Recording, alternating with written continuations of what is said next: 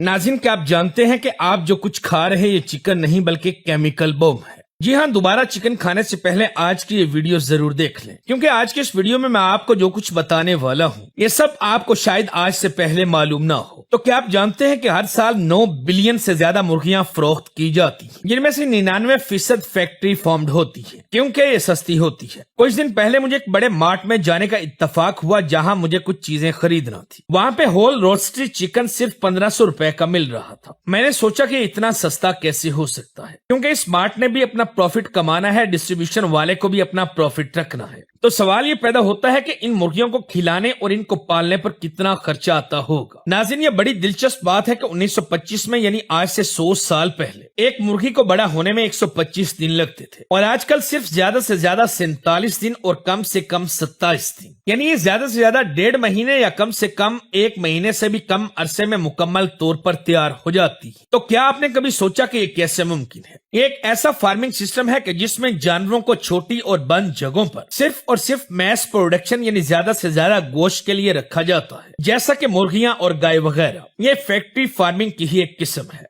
माहिरीन ने जब चिकन के पंजों, परों और चूंच को टेस्ट किया तो पता चला कि इनमें एंटीबायोटिक्स की इतनी ज्यादा मिकदार है जो इनके लिए बहुत नुकसानदेह है। और ये इंतहाई हैरत की बात है कि ये खतरनाक एंटीबायोटिक्स इन मुर्गियों को कैसे दी जा सकती है। इसके अलावा इन मुर्गियों में आर्सेनिक की मिकदार भी पाएगी जो कि एक जहर है। आर्सेनिक की वजह से मुर्गी के गोश्त का रंग गुलाबी होता है, यानी ये फ्रेश लगता है और एज आ एंटीबायोटिक भी ये काम करता है। सबसे ज्यादा आर्सेनिक मुर्गी के परों में पाया गया। मसला यह है कि यही पर, चूंच और पंजे पीसे जाते हैं और फिर इनसे दोबारा मुर्गियों की फीड बनाई जाती है और यूं ये टॉक्सिन यानी जहर दोबारा से घूमकर इन मुर्गियों की फीड और हमारी प्लेट में आ जाता है। इसके अलावा इनमें स्क्रीन पर नजर आने वाली इन 3 मजीद दवाओं के निशानात भी मिले और ये तीनों दवाइयां भी मुर्गी की एंजाइटी के लिए दी जाती, क्योंकि इन बेचारी मुर्गियों को छोटी सी बंद जगह पर रखा जाता है जिससे ये स्ट्रेस में आ जाती। इसके अलावा इन मुर्गियों को इन जगहों पर रखने के लिए इनकी फीड में कैफीन भी डाली जाती है ताकि ये ज्यादा से ज्यादा खाएं और जल्दी बड़ी हो जाएं। आजकल कुछ फीड्स के ऊपर वेजिटेरियन लिखा होता है। आप जब भी किसी बड़े मार्ट से चिकन वाले बंद पैकेट्स खरीदते हैं तो आपने देखा होगा कि इन पर नेचुरल मैनी प्रोसेस या फीड वेजिटेरियन फूड लिखा होता है और ये सब टर्मिनोलॉजीज वेस्ट से आई। ये सब मार्केटिंग ड्रामा होता है। असल में ये जो वेजिटेरियन फूड दिया जाता है ये सब जीएमओ ग्रेन्स, जीएमओ कार्ब्स और सोया होता है और ये भी अननेचुरल होता है, क्योंकि मुर्गियां सिर्फ ग्रेन्स नहीं खाती। इनका असल खाना कीड़े मकोड़े, फूल, घास फूस वगैरह होता है। दुनिया भर में जो एंटीबायोटिक्स बेची जाती हैं इनमें से 66% फार्म्स एनिमल्स को दी जाती।